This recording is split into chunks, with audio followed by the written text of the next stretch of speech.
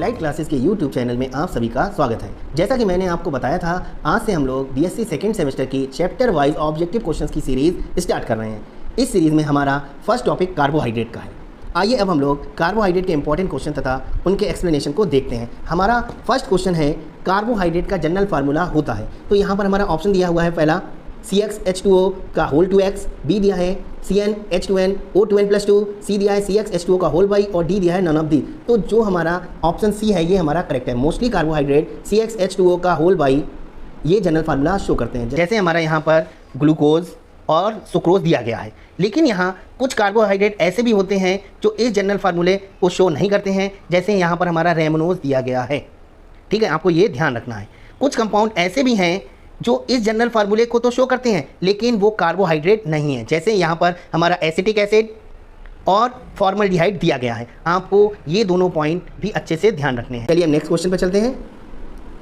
Next question हमारा है, निम्न में से कौन डाइसैकेराइड है। डाइसैकेराइड मीन्स क्या होगा कि जो कंपाउंड हाइड्रोलाइज होने के बाद दो मोनोसैकेराइड का फॉर्मेशन कर रहा हो। यहाँ पर हमारे में दिया है जो ग्लूकोज है, फ्रक्टोज है और जो मैनोज दिया हुआ है, ये सभी मोनोसैकेराइड हैं। और जो हमारा सुक्रोज है ये हमारा डाइसैकेराइड होगा, क्योंकि जब हम सुक्रोज की हाइड्रोलिसिस कराते हैं तो ये ग्लूकोज और फ्रक्टोज का फॉर्मेशन करता है। तो हमारा ऑप्शन सी करेक्ट रहेगा। यहाँ पर हमने इसका क्लासिफिकेशन भी दिया है कि जरूरी नहीं है हमारे में डाइसैकेराइड का ही क्वेश्चन आए, हमारे में मोनोसैकेराइड भी आ सकता है, पॉलीसैकेराइड भी पूछा जा सकता है। तो हमने यहाँ पर इसका थोड़ा सा क्लासिफिकेशन भी दिया हुआ है। तो यहाँ पर देखिए दिया है मोनोसैकेराइड मीन्स क्या होगा, बेकार्बोहाइड्रेट जो सिंपलर कार्बोहाइड्रेट्स में हाइड्रोलाइज नहीं होते, मतलब ये सिंपलर कार्बोहाइड्रेट ही हैं जो फर्दर हाइड्रोलाइज नहीं होंगे। तो हमारे यहाँ पर क्या दिए हैं, देखिए ग्लूकोज, फ्रक्टोज और मैनोज, ये हमारे मोनोसैकेराइड्स हैं। यहाँ पर हम लोग ओलिगोसैकेराइड्स को देख रहे हैं। देखिए यहाँ पर ओलिगोसैकेराइड क्या है, बेकार्बोहाइड्रेट जो हाइड्रोलाइज होकर 2 to 10 मोनोसैकेराइड के मॉलिक्यूल्स का फॉर्मेशन करते हैं, मतलब 2 से 10 मोनोसैकेराइड मॉलिक्यूल का फॉर्मेशन करेंगे। यहाँ पर हमारा एग्जाम्पल दिया है, ये सुक्रोज, माल्टोज और लैक्टोज, ये सभी डाइसैकेराइड्स हैं। आपको ये बहुत अच्छे से याद रखना है कि हमारे मोनोसैकेराइड्स क्या होंगे और डाइसैकेराइड या हम सिंपली कह सकते हैं ओलिगोसैकेराइड क्या होंगे।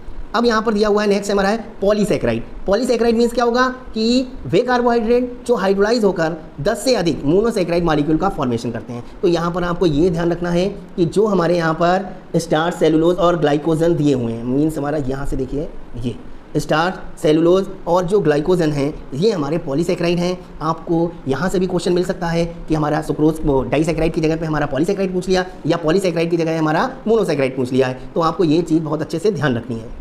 चलिए नेक्स्ट क्वेश्चन को देखते हैं। नेक्स्ट हमारा क्वेश्चन है कि निम्न में से नॉन रिड्यूसिंग शुगर्स हैं, मतलब इनमें से कौन है जो नॉन रिड्यूसिंग शुगर। तो हमें पहले ये मालूम होना चाहिए कि रिड्यूसिंग शुगर क्या होंगे और नॉन रिड्यूसिंग शुगर क्या होंगे। तो रिड्यूसिंग शुगर हम उन शुगर्स को कहते हैं जो फेलिंग सोल्यूशन या टॉलिन रीजन को रिड्यूस कर देती हैं, वो हमारी क्या होंगी, रिड्यूसिंग शुगर्स। और जो ऐसा नहीं करती हैं वो हमारी नॉन रिड्यूसिंग शुगर हैं। तो यहाँ पर हमारे में जो ग्लूकोज है और फ्रक्टोज है ये हमारा रिड्यूसिंग शुगर में है, जो हमारा सुक्रोज है ये नॉन रिड्यूसिंग शुगर में आता है। तो हमारा ऑप्शन सी करेक्ट हो जाएगा। चलिए हम यहाँ पर दिखा भी देते हैं। देखिए ये लिखा हुआ है हमारा रिड्यूसिंग शुगर्स, क्या दिया है, reducing sugar Fehling solution and Tollens reagent को रिड्यूस कर देती हैं। यहाँ पर आपको ये ध्यान रखना है कि जो हमारा glucose, fructose, mannose, galactose, maltose और लैक्टोज हैं ये सारी की सारी हमारी रिड्यूसिंग शुगर्स हैं। ये आपको यहाँ पर हम अंडरलाइन कर देते हैं, इन्हें आपको ध्यान रखना है। और हमारी जो नॉन रिड्यूसिंग शुगर्स हैं वो क्या है, देखिए जो नॉन रिड्यूसिंग शुगर्स हैं वो हमारी सुक्रोज है, स्टार्च है और सेलुलोज है। नॉन रिड्यूसिंग और रिड्यूसिंग शुगर से कई सारे क्वेश्चन बनते हैं, आपको ये अच्छे से ध्यान रखनी है। चलिए अब नेक्स्ट क्वेश्चन को देखते हैं हम लोग। देखिए नेक्स्ट क्वेश्चन में हमारा दिया है, कार्बोहाइड्रेट में 2 फंक्शनल ग्रुप प्रेजेंट होते हैं। अब यहाँ पर ऑप्शन दिए हैं OH एंड COOH। कार्बोहाइड्रेट में हमारा OH तो ग्रुप होता है लेकिन COOH ग्रुप नहीं होता, इसलिए ये हमारा ऑप्शन सही नहीं है। बी ऑप्शन दिया है CHO एंड COOH। CHO तो सही है लेकिन COOH फिर यहाँ पर गलत हो गया, कार्बोहाइड्रेट में COOH ग्रुप नहीं होता है। फिर हमारे C दिया हुआ है, इसमें यहाँ पर हमारा दिया है कार्बोनिल ग्रुप और साथ में दिया OH ग्रुप, मीन्स ये हमारे दोनों ग्रुप कार्बोहाइड्रेट में प्रेजेंट है। तो इसका मतलब हमारा जो C ऑप्शन होगा वो सही हो जाएगा। यहाँ पर डी में दिया है OH और NH2, ये भी हमारा गलत हो जाएगा। अब देखिए हमारा जो सी ऑप्शन हमारा करेक्ट है। यहाँ पर हमने ग्लूकोज और फ्रक्टोज को अलग से थोड़ा सा डिफाइन किया है कि हमारे यहाँ ग्लूकोज और फ्रक्टोज से और भी क्वेश्चंस बनते हैं। तो हम लोग यहाँ पर देख रहे हैं कि जो ग्लूकोज है इसे एल्डोहेक्सोज और फ्रक्टोज को कीटोहेक्सोज भी कहते हैं। एल्डोहेक्सोज क्यों कह रहे हैं, क्योंकि जो हमारा ग्लूकोज है इसमें टोटल 6 कार्बन है और एक एल्डिहाइड ग्रुप है, इसलिए इसे हम एल्डोहेक्सोज कह रहे हैं। और जो फ्रक्टोज है इसमें हमारा यहाँ देखिए ये वाला कीटो ग्रुप है और इसमें टोटल 6 कार्बन है, इसलिए इसे कीटोहेक्सोज भी कहते हैं। यहाँ पर हमें कुछ चीज़ें और भी इंपॉर्टेंट हैं जो हमें ध्यान रखनी है कि जो हमारा ग्लूकोज है इसमें हमारे 4 सेकेंडरी OH ग्रुप जुड़े हैं। यहाँ पर देखिए ये हमारे सेकेंडरी OH ग्रुप है, ये हमारे 4 सेकेंडरी OH ग्रुप हैं, क्योंकि यहाँ पर जो ये OH ग्रुप हैं ये हमारे 2 डिग्री या हम कह सकते हैं सेकेंडरी कार्बन एटम से अटैच्ड हैं। ठीक है, अब यहाँ पर हमें एक चीज़ ध्यान देना है और कि यहाँ पर एक हमारा प्राइमरी OH भी ग्रुप है जो हमारा नीचे दिया हुआ है। आगे ये नीचे हमारा ऐसे लिखे भी हैं, हम अभी देखेंगे इन्हें। अब हम फ्रक्टोज की बात करते हैं तो इसमें हमारे जो 3 हैं वो तो सेकेंडरी OH ग्रुप हमारे दिखाई दे रहे हैं और यहाँ पर 2 प्राइमरी OH ग्रुप भी दिए गए हैं जो हमारे टॉप पर और बॉटम पर दिया हुआ है। तो यहाँ पर हमें ये चीज़ अच्छे से ध्यान देनी है। आइए हम यहाँ पर दिखा देते हैं आपको। देखिए ये लिखा हुआ है कि जो हमारा ग्लूकोज है इसमें सेकेंडरी OH ग्रुप कितने 4 हैं और प्राइमरी OH 1 है। फ्रक्टोज के केस में सेकेंडरी OH ग्रुप 3 हैं और प्राइमरी OH ग्रुप हमारे 2 हो रहे हैं। अब यहाँ पर ग्लूकोज में दिखाया है कि कायरल कार्बन 4 है और हमारे फ्रक्टोज में कायरल कार्बन 3 है। ये आपको बहुत अच्छे से समझ लेना है कि हमारा ग्लूकोज इसमें 4 कायरल कार्बन है और फ्रक्टोज में 3 कायरल कार्बन है। आइए हम इसे देखते हैं फिर से। हम लोग ग्लूकोज और फ्रक्टोज की स्ट्रक्चर फिर से ओपन कर रहे हैं। अब देखिए यहाँ पर जो ग्लूकोज का केस है इसमें हमने 4 कार्बन पर स्टार बनाया हुआ है। स्टार का मतलब ये जो कार्बन है वो हमारे कायरल कार्बन है। अब हम इन कार्बन को कायरल क्यों कह रहे हैं? क्योंकि इस कार्बन से हमारे 4 डिफरेंट ग्रुप जुड़े होंगे। मीन्स हमारा क्या होता है कि भाई कार्बन जिससे 4 डिफरेंट ग्रुप जुड़े होते हैं वो हमारा कायरल कार्बन होता है। तो यहाँ पर हम लोग इसे देख रहे हैं कि जो हमारा हम लोगों ने यहाँ पर स्टार वाला कार्बन दिखा रहे हैं तो इसमें एक तो देखिए CHO ग्रुप जुड़ा हुआ है पहला, दूसरा यहाँ पर एक H जुड़ा है, राइट साइड में एक OH है और यहाँ नीचे देखिए तो ये पूरा ग्रुप हमारा यहाँ पर जुड़ा हुआ है। तो यहाँ पर देखिए कि इस कार्बन से 4 डिफरेंट ग्रुप जुड़े हैं तो ये कार्बन हमारा क्या हो गया? कायरल। ऐसे ही हमारा जो नेक्स्ट स्टार वाला कार्बन है उससे भी 4 डिफरेंट ग्रुप जुड़े होंगे। इसके बाद वाले कार्बन पे भी ऐसी ही सेम सिचुएशन होगी। तो यहाँ पर हम देख रहे हैं कि ग्लूकोज में 4 कायरल कार्बन है और फ्रक्टोज के केस में हमारे 3 कायरल कार्बन दिखाई दे रहे हैं जिन पर स्टार बना हुआ है। आपको ये बहुत अच्छे से समझ लेना है, याद कर लेना है। ऐसा क्वेश्चन 100% एग्जाम में आ सकता है। चलिए हम नेक्स्ट क्वेश्चन को देखते हैं हम लोग। नेक्स्ट क्वेश्चन हमारा है कि निम्न में सबसे स्वीट शुगर है। अब यहाँ पर हमारे में कुछ ऑप्शन दिए हैं तो हमें इनमें से बताना है कि सबसे स्वीट शुगर कौन सी है। तो हमारा पहला ऑप्शन दिया है ग्लूकोज, फिर है फ्रक्टोज, लैक्टोज और माल्टोज। यहाँ पर हमें ध्यान रखना है कि जो हमारी फ्रक्टोज है वो नेचुरल अकरिंग शुगर्स में सबसे ज़्यादा स्वीट होती है। यहाँ पे हमने रिलेटिव परसेंटेज भी दी हुई है तो आप यहाँ पर देख सकते हैं। देखिए यहाँ पर हमने डिफरेंट टाइप की शुगर्स ली हैं और उनकी रिलेटिव स्वीटनेस को बताया है। देखो लैक्टोज है, इसकी रिलेटिव स्वीटनेस 16 है। यहाँ पर 1 मिनट, हाँ यहाँ पर रिलेटिव स्वीटनेस इसकी 16 है। माल्टोज के केस में 32, गैलेक्टोज 32, ग्लूकोज के केस में 74, मतलब थोड़ी सी ज़्यादा हो गई, 74 हो गई। सुक्रोज 100 है और जो हमारा फ्रक्टोज है वो हमारा 173 हो गया। तो इसका मतलब क्या हुआ? नेचुरल अकरिंग शुगर में सबसे स्वीट शुगर हमारी फ्रक्टोज है। बिल्कुल अच्छे से ध्यान दें। और देख सकते हैं यहाँ पर हम लोगों ने आर्टिफिशियल स्वीटनर्स को दिखाया है। यहाँ पर देखिए आर्टिफिशियल स्वीटनर्स हैं, यहाँ पर है इनकी sweetness value of in comparison to cane sugar. यहाँ पर ई और होगा वो ध्यान देना है आपको, केन शुगर। ठीक है, पहला हमारा दिया है एस्पार्टेम। एस्पार्टेम की जो रिलेटिव स्वीटनेस है वो हमारी 180 होती है। ये किसके कंपैरिजन में हो रही है? केन शुगर के कंपेयर में 180 हो रही है, मतलब 180 टाइम्स हो रहा है। यहाँ पर डेल्सेन है, इसकी 500, सैक्रिन भी हमारा 500 है और यहाँ पर हमारा दिया है सुक्रालोज, ये हमारा 650 है और यहाँ पर नीचे एक अभी रह गया हमारा एलिटेम। एलिटेम है जिसकी रिलेटिव स्वीटनेस 2000 होती है, मतलब ये हमारा आर्टिफिशियल जो स्वीटनर्स हैं उनमें सबसे ज़्यादा मीठा हमारा एलिटेम है। ठीक है, तो आपको नेचुरल और आर्टिफिशियल दोनों को ध्यान देना है, इनमें से भी क्वेश्चन हमारे बन सकते हैं। चलिए अब नेक्स्ट क्वेश्चन को देखते हैं। हमारा नेक्स्ट क्वेश्चन हमारा निम्न में से कौन सा टेबल शुगर है। यहाँ पर हमारा जो ऑप्शन नंबर बी है, मीन्स हमारा जो सुक्रोज है, ये हमें ध्यान रखना है कि सुक्रोज हमारा टेबल शुगर है, मीन्स हमारी ये चीनी है। ठीक है, अब हमने यहाँ पर सुक्रोज के बारे में कुछ और इंपॉर्टेंट पॉइंट्स भी यहाँ पर बताए हैं जो हमारे एग्जाम के लिए इंपॉर्टेंट हो सकते हैं। पर दिया है inversion of cane sugar, means है हमारा केन शुगर का इन्वर्जन। अब इन्वर्जन किसका हो रहा है? वो हमारा किसका रहेगा? हमारा जो स्पेसिफिक रोटेशन है। यहाँ पर हम लोग देख रहे हैं कि जो हमारा सुक्रोज है इसका स्पेसिफिक रोटेशन प्लस 66.5 डिग्री है, मीन्स हमारा इसका रोटेशन डेक्स्ट्रो रोटेटरी है। जब हम इसकी हाइड्रोलिसिस करा देते हैं तो हमारे में हमें ग्लूकोज और फ्रक्टोज का मिक्सचर मिलता है। यहाँ पर जो ग्लूकोज है उसका स्पेसिफिक रोटेशन प्लस 52.5 डिग्री और हमारा जो फ्रक्टोज है इसका स्पेसिफिक रोटेशन माइनस 92.4 डिग्री है। मीन्स अगर हम इनमें रिजल्टेंट देखें तो जो हमारा रिजल्टेंट आ रहा है वो हमारा यहाँ पर देखिए, ये जो रिजल्टेंट हमारा आ रहा है वो हमारा लेबो रोटेटरी आ रहा है। मीन्स जो हमारा सुक्रोज हम लोगों ने पहले लिया था वो डेक्स्ट्रो रोटेटरी था और हाइड्रोलिसिस होने के बाद जो रिजल्टेंट सोल्यूशन है इसका जो स्पेसिफिक रोटेशन हो रहा है वो लेबो रोटेटरी हो रहा है। मीन्स हमारा जो सुक्रोज था उसका इन्वर्जन हो गया, मीन्स रोटेशन का इन्वर्जन हो गया, इसलिए हम लोग इसे इन्वर्जन ऑफ केन शुगर कहते हैं। तो यहाँ पर आपको ध्यान देना है कि जब हम सुक्रोज के हाइड्रोलिसिस कराएंगे तो हमारे में ग्लूकोज और फ्रक्टोज बनेगा। फ्रक्टोज का स्पेसिफिक रोटेशन हमारा नेगेटिव में रहेगा, मीन्स लेबोरोटेटरी होगा, और रिजल्टेंट जो सोल्यूशन होगा वो भी हमारा लेबोरोटेटरी हो जाएगा। ठीक है, यहाँ पर एक पॉइंट हमने और नोट किया है, ग्लूकोज एंड फ्रक्टोज के मिक्सचर को इनवर्ट शुगर कहते हैं। मोस्ट इंपॉर्टेंट पॉइंट्स है, यहाँ पर आपको ध्यान देना है कि जो इनवर्ट शुगर है वो क्या है, ग्लूकोज और फ्रक्टोज का मिक्सचर है, यहाँ ध्यान देना है आपको बिल्कुल। चलिए नेक्स्ट क्वेश्चन को देखते हैं हम लोग।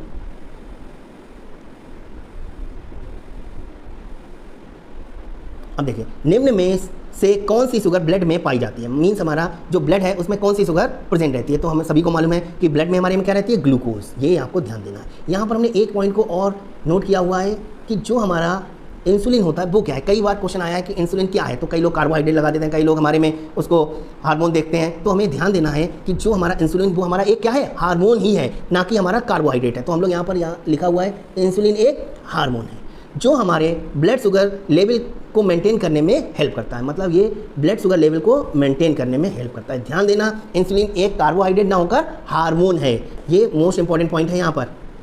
नेक्स्ट हमारा क्वेश्चन है, देखिए नेक्स्ट है हमारा कि ग्लूकोज एक्सिस फेनिल हाइड्राजीन से रिएक्ट करके बनाती है, क्या बनाएगी, सॉर्बिटॉल नहीं, जो हमारा ग्लूकोसाजोन है, यहाँ पर हमारा बी ऑप्शन करेक्ट होगा। जो ग्लूकोज है वो फेनिल हाइड्राजीन से रिएक्ट करके हमारा ग्लूकोसाजोन का फॉर्मेशन करता है। यहाँ पर हमने इसकी रिएक्शन को भी दिखाया हुआ है, यहाँ देखिए, यहाँ पर देखिए ग्लूकोज है और फेनिल हाइड्राजीन लिया हुआ है। यहाँ पर आपको जो सही से ध्यान देना है वो ये पॉइंट है कि जो हमारा फेनिल हाइड्राजोन है वो मीन्स हाइड्राजीन है, इसके 3 मॉलिक्यूल यूज़ होते हैं पूरी रिएक्शन में। यहाँ पर हम लोग यहाँ दिखा देते हैं, जो ओसाजोन फॉर्मेशन है इसमें फेनिल हाइड्राजीन के 3 मॉलिक्यूल यूज़ होंगे। यहाँ पर देखिए, ये हम लोगों ने दिखाया है, ये हमारा ग्लूकोज फेनिल हाइड्राजोन बना, मीन्स हमारा ग्लूकोसाजोन है। यहाँ पर ये भी ध्यान देना कि जब हम ग्लूकोसाजोन का फॉर्मेशन करते हैं तो इसमें अमोनिया भी बनता है, वाटर भी बनता है और एनिलीन का भी फॉर्मेशन होता है, ये भी आपको यहाँ ध्यान देना है। अब देखिए, यहाँ पर हम लोगों ने ये पॉइंट्स भी कुछ लिखे हैं। देखिए, इस रिएक्शन में फेनिल हाइड्राजीन के 3 मॉलिक्यूल यूज़ होते हैं, ये हमने अभी आपको बता भी दिया है। ठीक है, नेक्स्ट हमारा है, इस रिएक्शन के मैकेनिज्म को एमाडरी रीअरेंजमेंट के द्वारा एक्सप्लेन करते हैं। मीन्स जो हमारी ये ओसाजोन फॉर्मेशन की मैकेनिज्म है इसमें हमारा एमाडरी रीअरेंजमेंट का यूज़ होता है, ये भी आपको अच्छे से ध्यान रखना है। नेक्स्ट क्वेश्चन को देखते हैं, ग्लूकोज एंड फ्रक्टोज बनाते हैं, क्या बनाते हैं, ये हमारे सेम ओसाजोन का फॉर्मेशन करते हैं। तो हमारा जो फर्स्ट ऑप्शन है वो करेक्ट है, हमारा सेम ओसाजोन का फॉर्मेशन करते हैं। फर्स्ट और सेकंड कार्बन पर हमारे फेनिल हाइड्राजीन मॉलिक्यूल अटैच्ड हो जाते हैं, दोनों में सेम एक जैसा ही प्रोडक्ट बनेगा। आइए हम लोग रिएक्शन के अकॉर्डिंग इसे देखते हैं। देखिए, यहाँ पर ये ग्लूकोज दिया हुआ है और यहाँ पर देखिए फर्स्ट और सेकेंड कार्बन से हमारे फेनिल हाइड्राजीन मॉलिक्यूल अटैच हो गए। यहाँ पर हम फ्रक्टोज को देखते हैं, फ्रक्टोज के केस में भी हमारी सेम यही सिचुएशन बन रही है। तो हमारे ग्लूकोज और फ्रक्टोज सेम ओसाजोन का फॉर्मेशन करते हैं, आपको अच्छे से ध्यान रखना है। नेक्स्ट क्वेश्चन को देखते हैं हम लोग, कौन सी शुगर फेलिंग सोल्यूशन के साथ रेड प्रेसिपिटेट देती है। तो हम लोगों ने यहाँ पर पहले से ही पढ़ लिया है कि जो हमारी सुक्रोज है, सेलुलोज है, स्टार्च है, ये हमारी नॉन रिड्यूसिंग शुगर है, मीन्स ये हमारी फेलिंग और टॉलरेंट रीजन के साथ रिएक्शन नहीं करेंगी। तो हमारा यहाँ पर ऑप्शन केवल एक ही मिल रहा है, हमारा ग्लूकोज, ये हमारा करेक्ट ऑप्शन है। ग्लूकोज हमारा फेलिंग सोल्यूशन के साथ रेड प्रेसिपिटेट का फॉर्मेशन करेगा। आइए हम इनकी रिएक्शन के अकॉर्डिंग इन्हें देखते हैं। देखिए, चलिए यहाँ पर ग्लूकोज की जब हम फेलिंग सोल्यूशन से रिएक्शन कराते हैं तो हमारा एक तो ग्लूकोनिक एसिड बनेगा और यहाँ पर Cu2O का हमारा रेड प्रेसिपिटेट बनता है। जो हमारा Cu2O है ये हमारा क्यूप्रस ऑक्साइड है जो रेड प्रेसिपिटेट बना रहा है। जो हमारा यहाँ पर CuO दिया है ये हमारा क्यूप्रिक ऑक्साइड है, ये ब्लू कलर का होता है, यहाँ आपको ये ध्यान देना है। चलिए हम लोग ग्लूकोज की टॉलरेंट रीजन से भी रिएक्शन दिखा देते हैं कि हमारा हो सकता है ये क्वेश्चन आ जाए कि ग्लूकोज टॉलरेंट रीजन से रिएक्शन करता है तो क्या बनाता है। तो यहाँ पर हमारा हो जाएगा कि जब हम ग्लूकोज की रिएक्शन सिल्वर ऑक्साइड से कराते हैं तो हमारा ग्लूकोनिक एसिड बनता है और साथ में सिल्वर मिरर या ब्लैक प्रेसिपिटेट का फॉर्मेशन होता है, आपको ये ध्यान देना है। नेक्स्ट क्वेश्चन को देखते हैं हम लोग। देखिए, नेक्स्ट क्वेश्चन दिया है कि ग्लूकोज की रिएक्शन कॉन्सेंट्रेट HNO3 से कराने पर प्राप्त होता है। तो यहाँ पर हमारा जो ऑप्शन बी है वो करेक्ट है कि ग्लूकोज की रिएक्शन जब हम कॉन्सेंट्रेट HNO3 से कराएंगे तो हमारा सैक्रिक एसिड का फॉर्मेशन होगा। यहाँ पर हम इसकी रिएक्शन को देखते हैं। ये देखिए, जब हम ग्लूकोज की रिएक्शन कॉन्सेंट्रेट HNO3 से कराते हैं तो हमारा सैक्रिक एसिड का फॉर्मेशन होता है। यहाँ पर दिया है सैक्रिक एसिड, या हम इसे ग्लूकेरिक एसिड कहते हैं। यहाँ पर क्या होगा कि जो ग्लूकोज का CHO ग्रुप है और जो हमारा प्राइमरी OH ग्रुप है ये दोनों ऑक्सीडाइज हो जाएंगे, मतलब टॉप वाला कार्बन और बॉटम वाला कार्बन दोनों कार्बन ऑक्सीडाइज होकर COOH ग्रुप में कन्वर्ट हो जाते हैं। यहाँ पर हम फ्रक्टोज की भी HNO3 से रिएक्शन करा के देखते हैं क्या बन रहा है। जब हम फ्रक्टोज की HNO3 से रिएक्शन कराएंगे तो हमारे में ग्लाइकोलिक एसिड टार्टरिक एसिड और ट्राई हाइड्रोक्सी ग्लूटेरिक एसिड का फॉर्मेशन होता है। आपको ये भी अच्छे से ध्यान देना है। देखिए अब हमारा यहाँ पर एक पॉइंट और दिया हुआ है कि जब हम ब्रोमीन वाटर से ग्लूकोज की रिएक्शन कराते हैं तो हमारा ग्लूकोनिक एसिड का फॉर्मेशन होता है। यहाँ पर ये दिया ग्लूकोनिक एसिड। जब हमने HNO3 से कराया था तो हमारा सैक्रिक एसिड या ग्लूकेरिक एसिड का फॉर्मेशन हुआ था। यहाँ पर ग्लूकोनिक एसिड है। अब यहाँ पर एक चीज़ और ध्यान देना कि जब हम फ्रक्टोज की रिएक्शन Br2 वाटर से कराते हैं तो यहाँ पर कोई भी रिएक्शन नहीं होती, मीन्स हमारी रिएक्शन नहीं होगी। तो यहाँ पर ध्यान देना है, ग्लूकोज Br2 वाटर से रिएक्ट करके ग्लूकोनिक एसिड बनाता है, जबकि फ्रक्टोज Br2 वाटर से रिएक्शन नहीं करता है। नेक्स्ट क्वेश्चन को देखते हैं हम लोग। दिया है ग्लूकोज का HI एंड रेड फास्फोरस के द्वारा ड्रास्टिक रिडक्शन कराने पर प्राप्त होता है। तो यहाँ पर ऑप्शन दिया है सॉर्बिटॉल, मैनिटॉल, सी हमारा दिया है एनहेक्सेन और डी दिया है नन ऑफ दी। तो यहाँ पर हमारा ऑप्शन सी करेक्ट होगा कि जब हम ग्लूकोज का HI और रेड फास्फोरस के द्वारा ड्रास्टिक रिडक्शन कराते हैं तो एनहेक्सेन का फॉर्मेशन होता है। चलिए हम रिएक्शन के द्वारा देखते हैं। यहाँ पर देखिए, जब हम ग्लूकोज की रिएक्शन HI और रेड फास्फोरस से 100 डिग्री सेल्सियस पर कराते हैं तो एनहेक्सेन का फॉर्मेशन होगा। ये आपको अच्छे से ध्यान रखना है। यहाँ पर हमने एक रिएक्शन को और दिखाया है कि जब हम ग्लूकोज का रिडक्शन सोडियम अमलगम या सोडियम बोरोहाइड्राइड से कराते हैं तो हमारा सॉर्बिटॉल का फॉर्मेशन होता है। ठीक है, आपको ये भी अच्छे से ध्यान देना है कि जब हम HI के साथ रिडक्शन कराते हैं तो हमारा एनहेक्सेन और सोडियम अमलगम या सोडियम बोरोहाइड्राइड से रिडक्शन कराते हैं तो सॉर्बिटॉल का फॉर्मेशन होता है। ठीक है, चलिए नेक्स्ट क्वेश्चन को देखते हैं हम लोग। नेक्स्ट हमारा दिया है 13, ये दिया है ग्लूकोज एंड मैनोज है। तो यहाँ पर जो हमारा ऑप्शन नंबर ए है ये हमारा करेक्ट होगा। ग्लूकोज और जो मैनोज हैं ये C2 एपीमर का फॉर्मेशन करते हैं, तो हमारा फर्स्ट ऑप्शन करेक्ट है। अब देखिए एपीमर्स क्या होते हैं वो यहाँ पर हम लोगों ने दिखाया है। देखिए एपीमर्स यहाँ पर दिया है बे कंपाउंड जिनमें विभिन्न means different asymmetric means chiral carbons में से केवल एक का कॉन्फ़िगरेशन डिफरेंट होता है, एपीमर्स कहलाते हैं। हम लोगों ने पहले ही कायरल कार्बन के बारे में पढ़ लिया है कि कायरल कार्बन कौन से होंगे जिनमें 4 डिफरेंट ग्रुप जुड़े होंगे। अब यहाँ पर देखिए जो हमारा ग्लूकोज और मैनोज, यहाँ पर हम इसे और स्लाइड करके ऊपर कर देते हैं।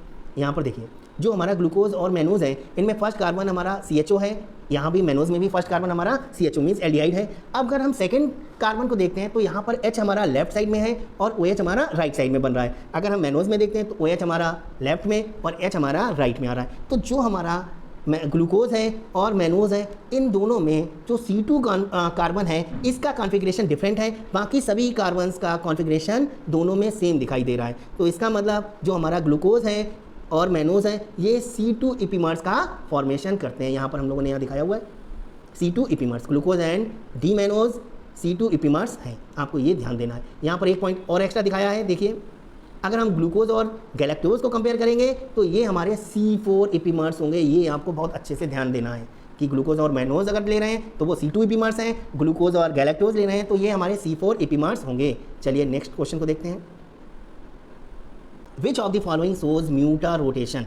तो यहाँ पर हमारे ये बताना है कि इनमें से कौन से कंपाउंड हमारे म्यूटा रोटेशन शो करेंगे। हमें यहाँ पर एक पॉइंट ध्यान रखना है कि जितने भी हमारी रिड्यूसिंग शुगर्स होती हैं वो म्यूटा रोटेशन शो करती हैं और जो हमारी नॉन रिड्यूसिंग शुगर हैं वो हमारी म्यूटा रोटेशन शो नहीं करेंगी। तो यहाँ पर देखिए जो हमारा ऑप्शन ए दिया है सुक्रोज, ये हमारा नॉन रिड्यूसिंग शुगर है, म्यूटा रोटेशन शो नहीं करेगा। स्टार्च हमारा नॉन रिड्यूसिंग है, ये भी हमारा म्यूटा रोटेशन शो नहीं करेगा। जो ग्लूकोज हमारा है ये हमारा रिड्यूसिंग शुगर है, ये हमारा म्यूटा रोटेशन शो करेगा। तो यहाँ पर आपको ये ध्यान रखना है कि ग्लूकोज हमारा म्यूटा रोटेशन शो करेगा। अब म्यूटा रोटेशन क्या होता है, देखिए यहाँ पर दिया हुआ है कि जब हम ग्लूकोज मीन्स हमारा अल्फा डी ग्लूकोज हो सकता है या बीटा डी ग्लूकोज, इन दोनों फॉर्म में से किसी एक फॉर्म को वाटर में डिसॉल्व करके कुछ समय के लिए छोड़ देते हैं तो वह दूसरी फॉर्म में कन्वर्ट हो जाती है तथा अल्फा डी और बीटा डी ग्लूकोज का एक इक्विलिब्रियम मिक्सचर मिलता है। यहाँ पर हम लोगों ने यहाँ दिखाया है कि alpha D glucose reverse will beta D glucose. जो अल्फा डी ग्लूकोज है यहाँ पर इसकी परसेंटेज 36% है और बीटा डी ग्लूकोज 64% है। यहाँ पर हमने एक पॉइंट ये भी दिखा दिया है कि सभी रिड्यूसिंग शुगर म्यूटा रोटेशन शो करती है। ठीक है, ये मोस्ट इंपॉर्टेंट पॉइंट है, आप अच्छे से इसे ध्यान रखेंगे। नेक्स्ट देखते हैं हम लोग। यहाँ पर दिया है alpha D glucose and beta D glucose के इक्विलिब्रियम मिक्सचर का स्पेसिफिक रोटेशन होता है। तो यहाँ पर जो इसकी वैल्यू है वो हम ध्यान रखेंगे। यहाँ पर प्लस 52 जो दिया गया है वो इसकी वैल्यू एग्जैक्ट ये रहती है 52.5 डिग्री। यहाँ पर मीन्स हमारा जो ऑप्शन नंबर सी होगा वो हमारा करेक्ट होगा। चलिए हम इसको रिएक्शन के अकॉर्डिंग देखते हैं। यहाँ देखिए कि जब हम अल्फा डी ग्लूकोज को वाटर में डिसॉल्व करके कुछ समय के लिए छोड़ देते हैं तो वो हमारा बीटा डी ग्लूकोज में कन्वर्ट हो जाता है। तो यहाँ पर हमारा ये देखते हैं हम लोग कि जो हमारा अल्फा डी ग्लूकोज है इसका स्पेसिफिक रोटेशन 111 डिग्री है। मीन्स जब हम इसे वाटर में डिजोल्व करेंगे तो इसका स्पेसिफिक रोटेशन घटना शुरू होगा और एक कांस्टेंट वैल्यू मीन्स हमारा जो ये दिया है 52.5 डिग्री पर आकर रुक जाएगा। अगर हम ऐसे ही बीटा डी ग्लूकोज के लेते हैं तो इसका स्पेसिफिक रोटेशन हमारा कितना दिया है 19.2 डिग्री। तो यहाँ पर क्या होगा, जब हम इसे वाटर में डिजोल्व करके कुछ समय के लिए छोड़ देंगे तो इसका स्पेसिफिक रोटेशन बढ़ेगा और एक पर्टिकुलर पॉइंट मीन्स हमारा जो दिया है प्लस 52.5 डिग्री पर आकर रुक जाएगा और यहाँ के पर एक हमें इक्विलिब्रियम फॉर्म प्राप्त होगी जो हमारी क्या कहलाएगी, ओपन चैन फॉर्म है।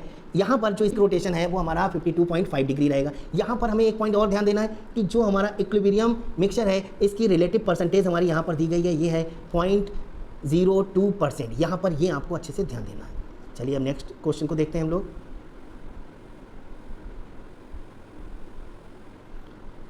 अब यहाँ पर है क्वेश्चन हमारा, अल्फा डी ग्लूकोज और बीटा डी ग्लूकोज एक दूसरे से संबंधित हैं इस प्रकार। किस प्रकार संबंधित हैं? ये जो अल्फा डी ग्लूकोज और बीटा डी ग्लूकोज हैं ये हमारे एनोमर्स हैं। क्या है? एनोमर्स। मीन्स हमारा जो बी ऑप्शन है ये हमारा करेक्ट रहेगा। एनोमर्स हैं। क्या होते हैं एनोमर्स? ये हम लोगों ने यहाँ पर डिफाइन किया है, देखिए एनोमर्स ऑप्टिकल आइसोमर्स का वह पेयर जिसमें C1 मीन्स हमारा जो केवल C1 मतलब फर्स्ट कार्बन एटम के अराउंड कॉन्फ़िगरेशन डिफरेंट होता है, एनोमर्स कहलाते हैं। यहाँ पर हम लोग फर्स्ट कार्बन के अराउंड कॉन्फ़िगरेशन को देख रहे हैं। तो यहाँ पर देखिए कि जो हमारा फर्स्ट कार्बन है इसमें H हमारा लेफ्ट साइड में है, OH हमारा राइट साइड में आ रहा है। अगर हम दूसरे फॉर्म में देखते हैं तो OH हमारा लेफ्ट में है, H हमारा राइट में है। तो ये हमारे क्या कहलाएंगे?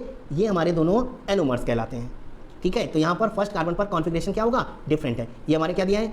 अल्फा डी ग्लूकोज और beta D glucose. First carbon पर इनका कॉन्फ़िगरेशन अलग अलग है। यहाँ पर एक पॉइंट और दिखाया गया है, C1 कार्बन को एनोमेरिक कार्बन कहते हैं। यहाँ पर ये ध्यान रखना है। नेक्स्ट क्वेश्चन देखते हैं हम लोग। नेक्स्ट क्वेश्चन है, सुक्रोज की हाइड्रोलिसिस कराने पर प्राप्त होता है। क्या प्राप्त होता है सुक्रोज की हाइड्रोलिसिस कराने पर? ग्लूकोज 2 मॉलिक्यूल, या हमारा बी ऑप्शन दिया फ्रक्टोज 2 मॉलिक्यूल्स, सी दिया है 1 molecule each of glucose and fructose या नन ऑफ दिस। तो हमें पता है कि जब हम ग्लूकोज की हाइड्रोलिसिस कराते हैं तो हमें ग्लूकोज और फ्रक्टोज का एक एक मॉलिक्यूल प्राप्त होता है। तो हमारा करेक्ट आंसर हमारा सी हो जाएगा। चलिए हम लोग इसको देखते हैं।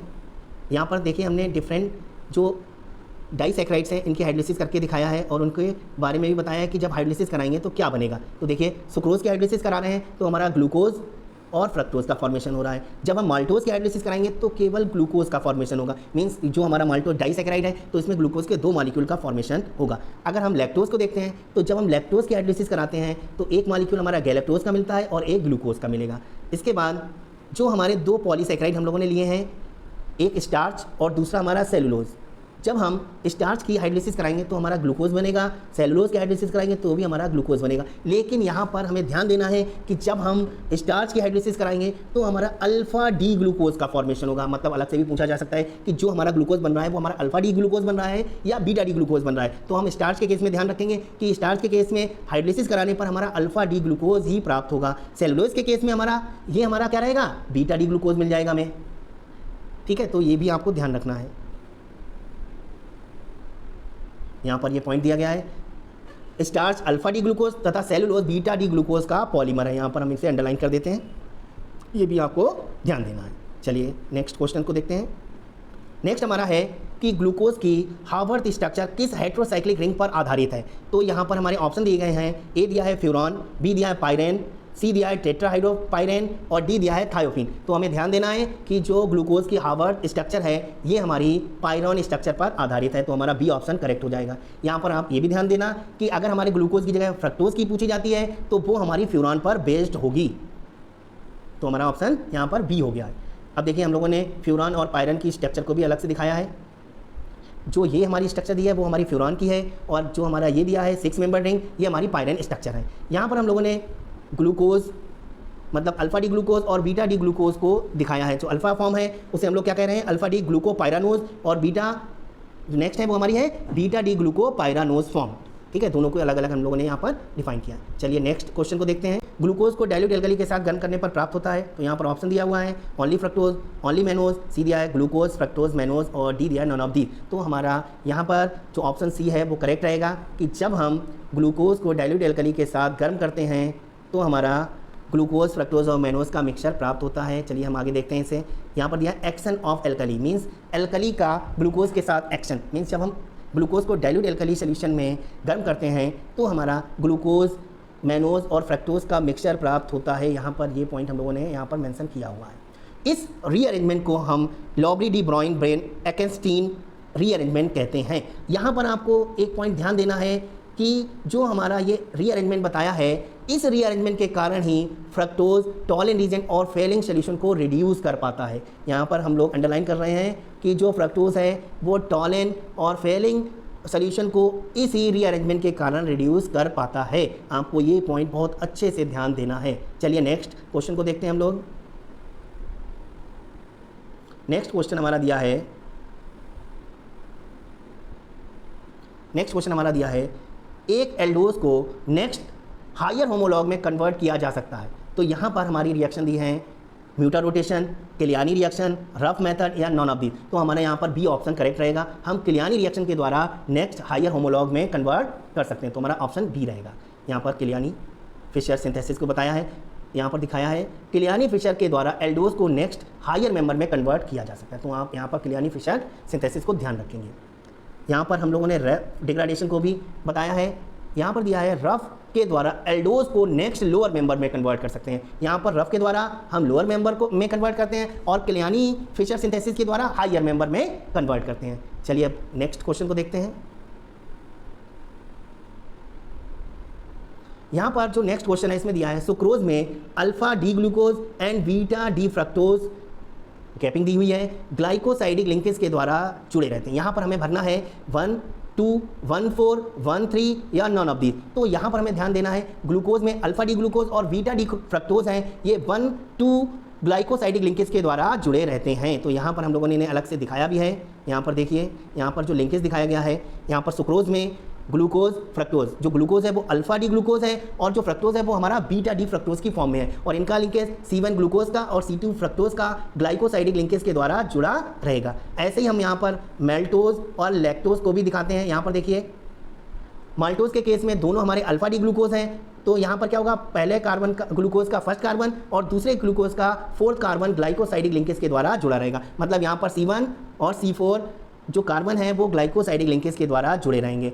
जो हमारा लैक्टोज है इसके केस में गैलेक्टोज का C1 कार्बन और हमारा जो ग्लूकोज है इसका C4 कार्बन यहाँ पर दिखाया गया है। देखिए जो हमारा ग्लूकोज है इसका C4 कार्बन हमारा ग्लाइकोसाइडिक लिंकेज के द्वारा जुड़ा रहेगा। और यहाँ पर ये भी ध्यान देना है आपको कि जो हमारा लैक्टोज है जब हम इसकी हाइड्रोलिसिस कराएंगे तो हमारा बीटा डी गैलेक्टोज और बीटा डी ग्लूकोज का फॉर्मेशन होगा।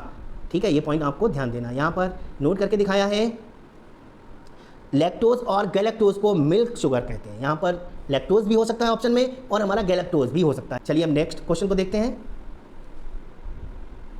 निम्न में से कौन आयोडीन टेस्ट देता है? तो यहाँ पर आपको बिल्कुल अच्छे से ध्यान देना है। जो स्टार्च है वो हमारा आयोडीन के साथ रिएक्ट करके ब्लू कलर या वॉयलेट कलर का फॉर्मेशन करता है। तो यहाँ पर हम लोग इसे देख लेते हैं। यहाँ पर रिएक्शन दिखा दी गई है कि जब हम स्टार्च की रिएक्शन आयोडीन I2 या आयोडीन पेपर से कराते हैं तो ब्लू कलर हमें प्राप्त हो जाता है। चलिए नेक्स्ट क्वेश्चन देखते हैं। यहाँ पर दिया है सेलुलोज किस यौगिक का पॉलीमर है? ये हम लोगों ने पहले ही दिखाया गया है कि जो हमारा सेलुलोज है ये हमारा ग्लूकोज का पॉलीमर है, या हम कह सकते हैं डी पॉजिटिव ग्लूकोज का पॉलीमर है। नेक्स्ट क्वेश्चन को देखते हैं हम लोग। निम्न में से कौन टेस्ट में स्वीट नहीं है? तो यहाँ पर हमें ध्यान देना है इनमें से टेस्ट में स्वीट कौन सा नहीं होगा। देखो ग्लूकोज हमारा मीठा होता है, फ्रक्टोज भी मीठा होता है, सुक्रोज हमें पहले से ही मालूम है कि सुक्रोज भी हमारा मीठा है, लेकिन जो सेलुलोज है ये हमारा नॉन शुगर है, मीन्स ये हमारा टेस्ट में मीठा नहीं होगा, मीन्स स्वीट नहीं होगा। तो हमारा ऑप्शन नंबर डी करेक्ट हो जाएगा। अब हमारा लास्ट क्वेश्चन है कि निम्न में से कार्बोहाइड्रेट का टेस्ट है। तो यहाँ पर ऑप्शन दिया Tollens test, Fehling test, Molisch test और ऑल ऑफ दी। तो यहाँ पर हमें ध्यान देना है कार्बोहाइड्रेट का कैरेक्टरिस्टिक टेस्ट मॉलिस टेस्ट है। तो यहाँ पर हमारा जो ऑप्शन नंबर सी है वो हमारा करेक्ट रहेगा। यहाँ पर जो ए और बी दिए हैं ये कार्बोहाइड्रेट्स की रिएक्शंस हैं। कुछ कार्बोहाइड्रेट टोलेंट टेस्ट और फेलिंग सोल्यूशन के द्वारा रिड्यूस हो जाते हैं और कुछ कार्बोहाइड्रेट इनके द्वारा रिड्यूस नहीं भी होते हैं, लेकिन जो हमारा कैरेक्टरिस्टिक टेस्ट है वो हमारा मॉलिस टेस्ट ही होगा। तो हमारा ऑप्शन सी करेक्ट रहेगा। चलिए हम इनके टेस्ट को देखते हैं। तो यहाँ पर हमें क्या करना है कि हम ग्लूकोज सोल्यूशन को लेंगे, उसमें हम जो हमारा अल्फा नेप्थॉल है इसके अल्कोहलिक सोल्यूशन की 2-3 ड्रॉप्स को ऐड कर देंगे। ऐड करने के बाद हम 1 ml कॉन्सेंट्रेट H2SO4 को केयरफुली ऐड करेंगे, जिससे 2 लिक्विड के जंक्शन पर एक वॉयलेट रिंग का फॉर्मेशन होगा। ये हमारा कार्बोहाइड्रेट का मॉलिस टेस्ट कहलाता है। तो कैसी लगी आपको हमारी पहली सीरीज़? कमेंट करके ज़रूर बताइएगा। इसको ज़्यादा से ज़्यादा अपने फ्रेंड में शेयर कीजिएगा। इससे बाहर एक भी क्वेश्चन नहीं आएगा। मैं नेक्स्ट टॉपिक की सीरीज़ जल्दी अपलोड करूँगा। सो हमारे साथ बने रहें। Thank you and take care.